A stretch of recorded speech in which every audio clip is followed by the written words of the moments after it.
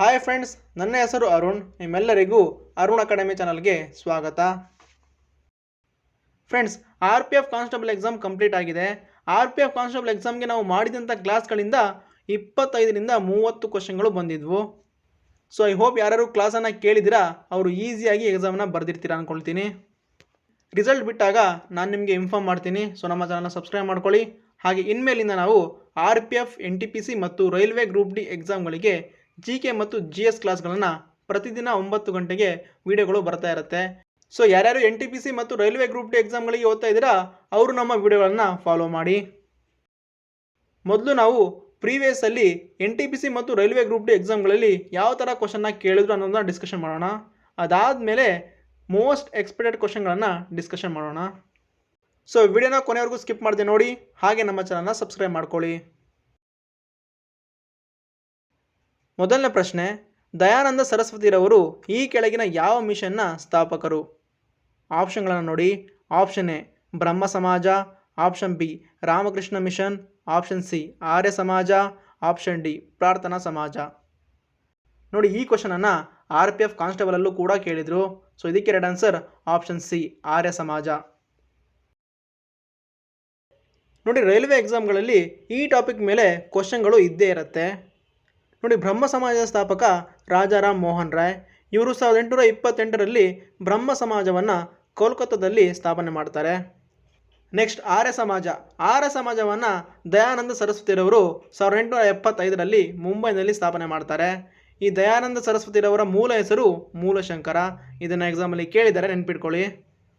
Next ಪ್ರಾರ್ಥನಾ ಸಮಾಜ, ಇದನ್ನು ಆತ್ಮಾರಾಮ್ ಪಾಂಡುರಂಗರವರು 1867ರಲ್ಲಿ ಮುಂಬೈನಲ್ಲಿ ಸ್ಥಾಪನೆ ಮಾಡ್ತಾರೆ. ನೆಕ್ಸ್ಟ್ ಸತ್ಯಶೋಧಕ ಸಮಾಜ, ಇದನ್ನು ಜ್ಯೋತಿಬಾ ಫುಲೆರವರು 1873ರಲ್ಲಿ ಪುಣೆಯಲ್ಲಿ ಸ್ಥಾಪನೆ ಮಾಡ್ತಾರೆ. ಹಾಗೆ ರಾಮಕೃಷ್ಣ ಮಿಷನನ್ನು ವಿವೇಕಾನಂದರವರು 1897ರಲ್ಲಿ ಕೋಲ್ಕತ್ತಾದಲ್ಲಿ ಸ್ಥಾಪನೆ ಮಾಡ್ತಾರೆ. ಹಾಗೆ ಅಲಿಗಢ್ ಚಳವಳಿಯನ್ನು ಸೈಯದ್ ಅಹಮದ್ ಖಾನ್ ರವರು 1875ರಲ್ಲಿ ಸ್ಥಾಪನೆ ಮಾಡ್ತಾರೆ. ಇವೆಲ್ಲವನ್ನ ಎಕ್ಸಾಮಲ್ಲಿ ಪದೇ ಪದೇ ಕೇಳ್ತಿರ್ತಾರೆ, ನೋಡ್ಕೊಳ್ಳಿ.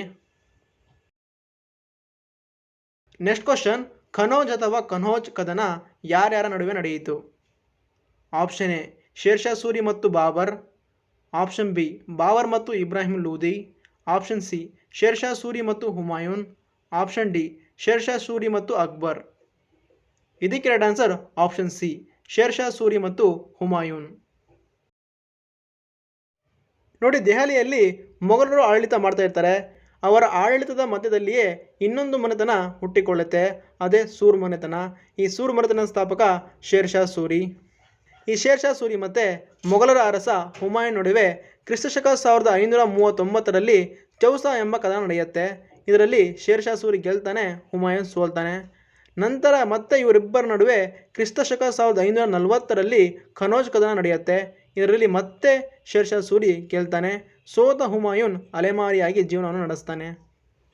ಹಾಗೆ ಇಲ್ಲಿ 2 ಸಲ ಅಧಿಕಾರಕ್ಕೆ ಅಥವಾ ಸಿಂಹಾಸನ ಏರಿದ ಮೊಘಲರ ಅರಸ ಯಾರು ಅಂತ ಕೇಳಿದಾಗ ನಿಮ್ಮ ಆನ್ಸರ್ ಹುಮಾಯೂನ್ ಆಗಿರಬೇಕು, ನೆನ್ಪಿಟ್ಕೊಳ್ಳಿ. ಮತ್ತು ಶೇರ್ಷಾ ಸೂರಿ ಬಗ್ಗೆ ನೋಡೋದಾದರೆ, ಶೇರ್ಷಾ ಸೂರಿ ಸೂರ್ ಮನೆತನದ ಸ್ಥಾಪಕ. ಇವನ ಮೂಲ ಹೆಸರು ಫರೀದ್. ಹಾಗೆ ಇವನು ಬಂಗಾಳದಿಂದ ಸಿಂಧ್ವರೆಗೆ ಗ್ರ್ಯಾಂಡ್ ಟ್ರಕ್ ರಸ್ತೆಗಳನ್ನು ನಿರ್ಮಿಸಿದ. ಹಾಗಾಗಿ ಇವನನ್ನು ಗ್ರ್ಯಾಂಡ್ ಟ್ರಕ್ ರಸ್ತೆಗಳ ನಿರ್ಮಾತೃ ಅಂತ ಕರೀತಾರೆ. ಇದನ್ನು ಕೂಡ ಎಕ್ಸಾಮಲ್ಲಿ ಕೇಳಿದ್ದಾರೆ, ನೆನ್ಪಿಟ್ಕೊಳ್ಳಿ.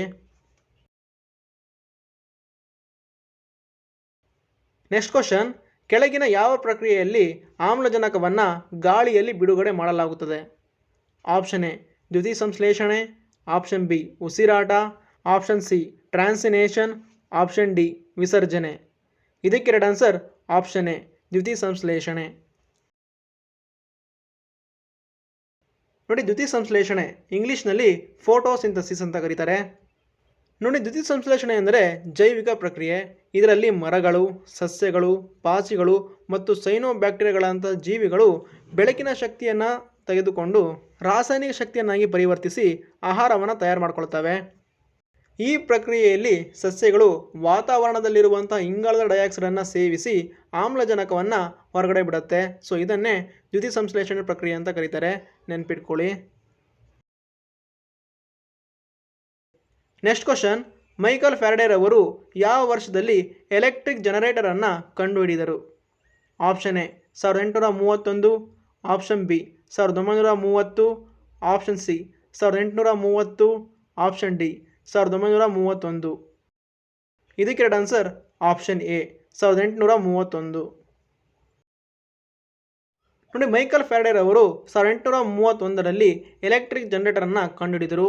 ಇದು ವಿಶ್ವದ ಮೊದಲ ವಿದ್ಯುತ್ ಜನರೇಟರ್ ಆಗಿತ್ತು. ಹಾಗೆ ರೈಲ್ವೆ ಎಕ್ಸಾಮ್ಗಳಲ್ಲಿ ಸೈನ್ಸ್ಗೆ ಹೆಚ್ಚಿನ ಮಹತ್ವವನ್ನು ಕೊಡಲಾಗುತ್ತೆ. ಸೊ ಯಾವ ವಿಜ್ಞಾನಿ ಏನನ್ನ ಕಂಡುಹಿಡಿದ್ರು ಅನ್ನೋದನ್ನ ತುಂಬ ಸಲ ಎಕ್ಸಾಮಲ್ಲಿ ಕೇಳ್ತಿರ್ತಾರೆ. ಫಸ್ಟ್ ಒನ್ ನೋಡಿ, ನ್ಯೂಟ್ರಾನ್ ಅನ್ನು ಸರ್ ಜೇಮ್ಸ್ ಚಾಡ್ವಿಕ್ ರವರು 1932ರಲ್ಲಿ ಅನ್ವೇಷಣೆ ಮಾಡ್ತಾರೆ ಅಥವಾ ಕಂಡುಹಿಡಿತಾರೆ. ನೆಕ್ಸ್ಟ್, ಪ್ರೋಟಾನ್ ಅನ್ನು ರುದರ್ಫೋರ್ಡ್ ರವರು 1909ರಲ್ಲಿ ಅನ್ವೇಷಣೆ ಮಾಡ್ತಾರೆ. ಹಾಗೆ ಎಲೆಕ್ಟ್ರಾನ್ ಅನ್ನು ಜೆ ಥಾಮ್ಸನ್ ರವರು 1897ರಲ್ಲಿ ಅನ್ವೇಷಣೆ ಮಾಡ್ತಾರೆ. ಹಾಗೆ ನೋಡಿ, ನೆಕ್ಸ್ಟ್ ಇದನ್ನು ಎಕ್ಸಾಮಲ್ಲಿ ತುಂಬ ಸಲ ಕೇಳಿದ್ದಾರೆ. ಹೈಡ್ರೋಜನನ್ನು ಕಂಡುಹಿಡಿದವರು ಯಾರು ಅಂತ ತುಂಬ ಸಲ ಎಕ್ಸಾಮಲ್ಲಿ ಕೇಳಿದ್ದಾರೆ. ಸೊ ಇದಕ್ಕೆ ಆನ್ಸರ್ ಹೆನ್ರಿ ಕ್ಯಾವೆಂಡಿಶ್. ಹಾಗೆ ನಿಮಗೆ ಆಲ್ಫಾ, ಬೀಟಾ, ಗಾಮಾವನ್ನು ಕಂಡುಹಿಡಿದವರು ಯಾರು ಅಂತ ಹೇಳ್ತೀನಿ, ಬರೆದಿಟ್ಕೊಳ್ಳಿ. ಆಲ್ಫಾವನ್ನು ರುದರ್ಫೋರ್ಡ್ ಅವರು ಕಂಡುಹಿಡಿತಾರೆ, ಬೀಟಾವನ್ನು ಕೂಡ ರುದರ್ಫೋರ್ಡ್ ರವರೇ ಕಂಡುಹಿಡಿತಾರೆ, ಮತ್ತು ಗಾಮಾವನ್ನು ಬ್ಯಾಕುಲರ್ ಅವರು ಕಂಡುಹಿಡಿತಾರೆ. ಇದನ್ನು ಎಕ್ಸಾಮಲ್ಲಿ ಕೇಳಿದ್ದಾರೆ, ನೆನ್ಪಿಟ್ಕೊಳ್ಳಿ.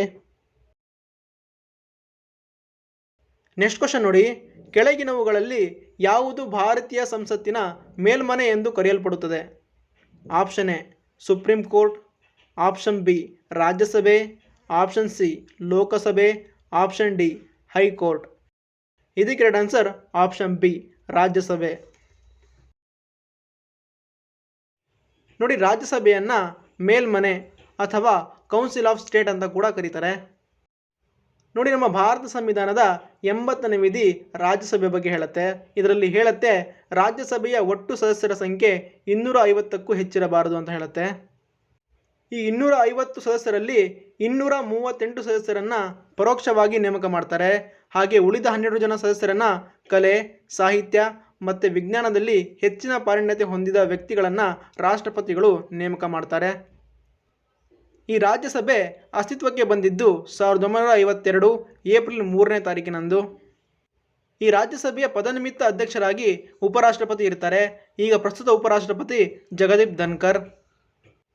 ಹಾಗೆ ನೋಡಿ, ಈ ರಾಜ್ಯಸಭೆಯ ಸದಸ್ಯರಾಗಬೇಕು ಅಂದರೆ ಕನಿಷ್ಠ 30 ವರ್ಷ ಆಗಿರಬೇಕು.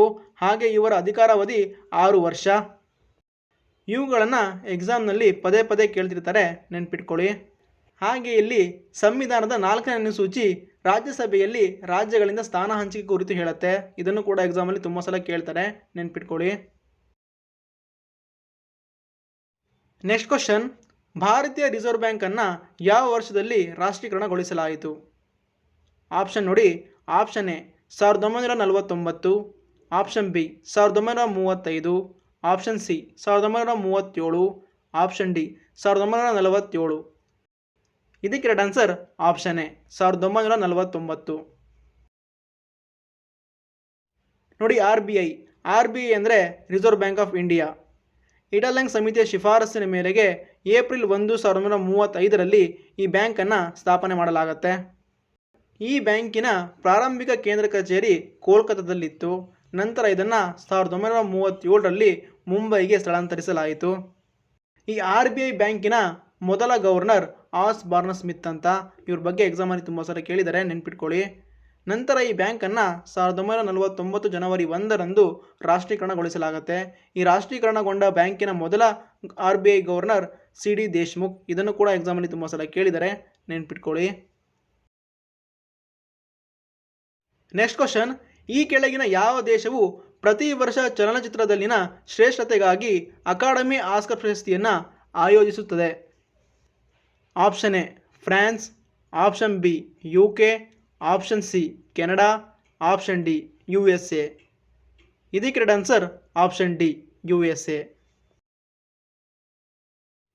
ನೋಡಿ, ಅಮೆರಿಕಾದ Academy of Motion Picture Arts and Science ಎಂಬ ಸಂಸ್ಥೆಯು ಅಕಾಡೆಮಿ ಆಸ್ಕರ್ ಪ್ರಶಸ್ತಿಯನ್ನು ನೀಡುತ್ತೆ. ಈ ಪ್ರಶಸ್ತಿ ಚಲನಚಿತ್ರೋದ್ಯಮದ ಅತ್ಯುನ್ನತ ಪ್ರಶಸ್ತಿಯಾಗಿದೆ. ಇದರ 97ನೇ ಆಸ್ಕರ್ ಪ್ರಶಸ್ತಿ ಪ್ರದಾನವನ್ನು ರೀಸೆಂಟಾಗಿ ಮಾಡಲಾಯಿತು. ಇದರಲ್ಲಿ ಅತ್ಯುತ್ತಮ ಚಿತ್ರ ಅನೋರಾ, ಹಾಗೆ ಅತ್ಯುತ್ತಮ ನಟ ಪ್ರಶಸ್ತಿ ಅಡ್ರಿಯನ್ ಬ್ರ್ಯಾಂಡಿ. ಇವರ ದಿ ಬ್ರೂಟ್ ಲಿಸ್ಟ್ ಎಂಬ ಚಿತ್ರಕ್ಕೆ ಇವರಿಗೆ ಈ ಪ್ರಶಸ್ತಿಯನ್ನು ನೀಡಲಾಗಿದೆ. ಹಾಗೆ ಅತ್ಯುತ್ತಮ ನಟಿ ಪ್ರಶಸ್ತಿಯನ್ನು ಮೈಕಿ ಮ್ಯಾಂಡಿಸನ್ ಎಂಬವರಿಗೆ ನೀಡಲಾಗಿದೆ. ಈ ಕ್ವಶನನ್ನು 100% ಈ ಸಲ NTPC ಮತ್ತು ಗ್ರೂಪ್ ಡಿ ಎಕ್ಸಾಮಲ್ಲಿ ಕೇಳ್ತಾರೆ, ನೆನ್ಪಿಟ್ಕೊಳ್ಳಿ. ನೆಕ್ಸ್ಟ್ ಕ್ವಶನ್, ಬ್ಯಾಡ್ಮಿಂಟನ್ನಲ್ಲಿ ಕೊರಿಯಾ ಓಪನ್ ಸರಣಿಯನ್ನು ಗೆದ್ದ ಮೊದಲ ಭಾರತೀಯ ಮಹಿಳೆ ಯಾರು? Option A Saina Nehwal, option B Jwala Gutta, option C Ashwini Ponnappa, option D PV Sindhu. ಇದಕ್ಕೆ ಎರಡು answer option D PV Sindhu. ನೋಡಿ, PV ಸಿಂಧು ಬಗ್ಗೆ ನೋಡೋದಾದರೆ ಇವರು ಮೂಲತಃ ಆಂಧ್ರ ಪ್ರದೇಶದ ರಾಜ್ಯದವರು.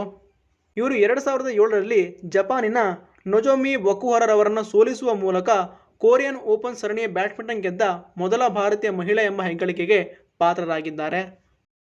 ಹಾಗೆ ಇವರು 2016ರಲ್ಲಿ ರಿಯೋ ಒಲಿಂಪಿಕ್ನಲ್ಲಿ ಬೆಳ್ಳಿಯ ಪದಕವನ್ನು ಪಡ್ಕೊಂಡಿದ್ದರು. ಹಾಗೆ ಇವರು ಬ್ಯಾಡ್ಮಿಂಟನ್ ವರ್ಲ್ಡ್ ಫೆಡರೇಷನ್ ಚಾಂಪಿಯನ್ಶಿಪ್ನಲ್ಲಿ 2019ರಲ್ಲಿ ಚಿನ್ನದ ಪದಕವನ್ನು ಗೆದ್ದ ಮೊದಲ ಭಾರತೀಯ ಮಹಿಳೆ ಆಗಿದ್ದಾರೆ. ಇದನ್ನು ಕೂಡ ಎಕ್ಸಾಮಲ್ಲಿ ಕೇಳ್ತಾರೆ, ನೆನ್ಪಿಟ್ಕೊಳ್ಳಿ. ನೆಕ್ಸ್ಟ್ ಕ್ವಶನ್, 1829ರಲ್ಲಿ ಸತಿ ಪದ್ಧತಿಯನ್ನು ಅಪರಾಧವೆಂದು ಘೋಷಿಸುವ ಮೂಲಕ ಭಾರತದ ಯಾವ ಗವರ್ನರ್ ಜನರಲ್ ರದ್ದುಗೊಳಿಸಿದರು? Option A Canning, option B William Bentinck, option C Warren Hasting, option D Robert Clive. ಇದಕ್ಕೆ ಎರಡು answer option B William Bentinck. ನೋಡಿ, ವಿಲಿಯಂ ಬೆಂಟಿಕ್ 1828ರಿಂದ 1835ರವರೆಗೆ ಭಾರತೀಯ ಗವರ್ನರ್ ಜನರಲ್ ಆಗಿ ಸೇವೆಯನ್ನು ಸಲ್ಲಿಸ್ತಾರೆ. ಈ ವಿಲಿಯಂ ಬೆಂಟಿಕ್ ರವರು ಭಾರತದ ಮೊದಲ ಗವರ್ನರ್ ಜನರಲ್. ಈ ವಿಲಿಯಂ ಬೆಂಟಿಕ್ ಸತಿ ಪದ್ಧತಿಯನ್ನು ರಾಜಾರಾಮ್ ಮೋಹನ್ ರಾಯ್ರವರ ಸಲಹೆ ಮೇರೆಗೆ 1829ರಲ್ಲಿ ರದ್ದುಪಡಿಸ್ತಾರೆ. ಹಾಗೆ ಇವರು ಆಡಳಿತ ಭಾಷೆಯನ್ನಾಗಿ ಇಂಗ್ಲೀಷನ್ನು ಜಾರಿಗೆ ತರ್ತಾರೆ. ಹಾಗೆ 1835ರಲ್ಲಿ ಮೆಕಾಲೆ ವರದಿಯನ್ನು ಕೂಡ ಜಾರಿಗೆ ತರ್ತಾರೆ. ಮತ್ತು ಕಲ್ಕತ್ತಾದಲ್ಲಿ ಪಾಶ್ಚಿಮಾತ್ಯ ಮಾದರಿಯ ಮೆಡಿಕಲ್ ಕಾಲೇಜನ್ನು 1835ರಲ್ಲಿ ಸ್ಥಾಪನೆ ಕೂಡ ಮಾಡ್ತಾರೆ. ಹಾಗೆ ಇವರು ಹೆಣ್ಣು ಶಿಶು ಹತ್ಯೆ ನಿಷೇಧ ಕಾಯ್ದೆ ಕೂಡ ಜಾರಿಗೆ ತರ್ತಾರೆ. ಒಟ್ಟಿನಲ್ಲಿ ವಿಲಿಯಂ ಬೆಂಟಿಕ್ ಒಬ್ಬ ದಕ್ಷ ಬ್ರಿಟಿಷ್ ಅಧಿಕಾರಿಯಾಗಿದ್ದ. ಹಾಗೆ ಇವನನ್ನು ಭಾರತೀಯರು ತುಂಬ ಪ್ರೀತಿಸ್ತಾ ಇದ್ರು. ಹಾಗಾಗಿ ಇವ್ರ ಬಗ್ಗೆ ಹೆಚ್ಚಾಗಿ ಎಕ್ಸಾಮಲ್ಲಿ ಕೇಳ್ತಾರೆ, ನೆನ್ಪಿಟ್ಕೊಳ್ಳಿ. ನೆಕ್ಸ್ಟ್ ಕ್ವಶನ್, ಈ ಕೆಳಗಿನ ಯಾವ ದೇಶವು ವಿಶ್ವದ ಅತಿ ಉದ್ದದ ಕರಾವಳಿಯನ್ನು ಹೊಂದಿದೆ? Option A Australia, option B Norway, option C Canada, option D Indonesia. ಈ ಕ್ವಶನ್ಗೆ ಆನ್ಸರ್ನ ನೀವು ಕಮೆಂಟ್ ಮಾಡಿ. ಯಾರ ಆನ್ಸರ್ ಸರಿಯಾಗಿರುತ್ತೆ ಅವ್ರಿಗೆ ನಾನು ರಿಪ್ಲೈ ಕೊಡ್ತೀನಿ. ಇದಿಷ್ಟು ಇವತ್ತಿನ ಕ್ಲಾಸಿನ ಕ್ವಶನ್ಗಳು. ಮತ್ತೆ ನಾಳೆ ಬೇರೆ ಕ್ವಶನ್ಗಳೊಂದಿಗೆ ಕ್ಲಾಸನ್ನು ಮಾಡೋಣ. ಈ ವಿಡಿಯೋದ PDF ನಿಮಗೆ ಬೇಕು ಅಂದರೆ ನಮ್ಮ ಟೆಲಿಗ್ರಾಮ್ ಚಾನಲ್ಗೆ ಜಾಯ್ನ್ ಆಗಿ. ಡಿಸ್ಕ್ರಿಪ್ಷನಲ್ಲಿ ಟೆಲಿಗ್ರಾಮ್ ಚಾನಲ್ ಲಿಂಕ್ ಕೊಟ್ಟಿರ್ತೀನಿ, ಜಾಯ್ನ್ ಆಗಿ.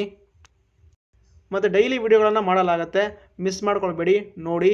ಹಾಗೆ ಈ ವಿಡಿಯೋ ನಿಮಗೆ ಇಷ್ಟ ಆಗಿದರೆ ಲೈಕ್, ಶೇರ್, ಸಬ್ಸ್ಕ್ರೈಬ್ ಮಾಡಿ. Thank you.